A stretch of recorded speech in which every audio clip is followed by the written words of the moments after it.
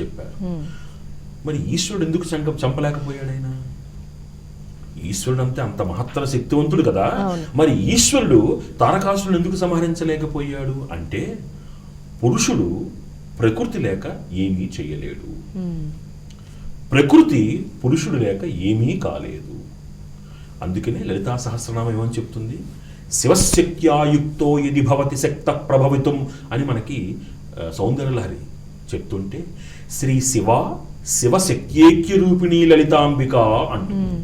శివుడు శక్తి ఒకటైతే సృష్టి చైతన్యం, శివుడికి శక్తికి అభేదం.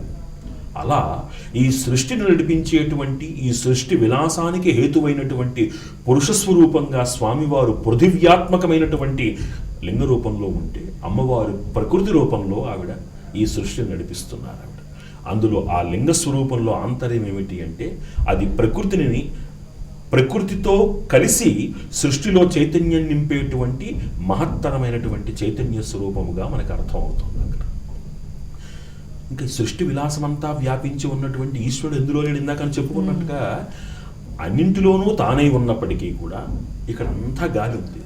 కానీ నాకు మాత్రమే గాలి కావాలంటే ఫ్యాన్ వేసుకోవాలి, అంతేనా? అలా సృష్టి అంతా వ్యాపించి ఉన్నటువంటి ఆ చైతన్యము మనకి మన అభీష్ట సిద్ధి కోసము, చైతన్యము కోసము ఒక స్వరూపంలోకి కావాలి అంటే ఆ ఆకారం యొక్క అంతరార్థమే శివలింగ రూపం. ఆ శివలింగం మళ్ళీ 3 భాగాలుగా, కింద విష్ణువు, మధ్య బ్రహ్మ, పైన ఈశ్వరుడుగా దాన్ని వర్ణించడం జరిగింది శివమహాపురాణం. అంతటి మహత్తరమైనటువంటి లింగ స్వరూపము అంటే సృష్టిని నడిపించేటువంటి పురుష స్వరూపముగా చెప్పబడుతుంది. మరొక ప్రశ్న చూద్దాం గురుగారు. రాజేష్ గారు గుంటూరు నుంచి అడుగుతున్నారు ఈ ప్రశ్నని. చాలా ఆలయాల్లో శివలింగాన్ని తాకనిస్తారు, ఎందుకు? మానవ ప్రతిష్టమైనటువంటి ఆలయాలలోకి ఎవరైనా వెళ్ళవచ్చు, వెళ్ళి అందులో ఈశ్వరుడికి అభిషేకం చేసుకోవచ్చు. దేవతా ప్రతిష్ట కలిగినటువంటి ఆలయాలలోకి మాత్రము కొంత సాంప్రదాయాన్ని, కొన్ని నిషిద్ధాలని పాటించి తీరాలి. ఎందుకు పాటించాలి అంటే అక్కడ ఉన్నటువంటి ఆ మంత్రాత్మ శక్తిని అందరికీ అందించాలి. ఇప్పుడు ఒక ఆలయం యొక్క సంకల్పం ఏమిటి అంటే ఏదో కొద్ది మందికి మాత్రమే దాని ఫలితం దక్కాలని కాదు.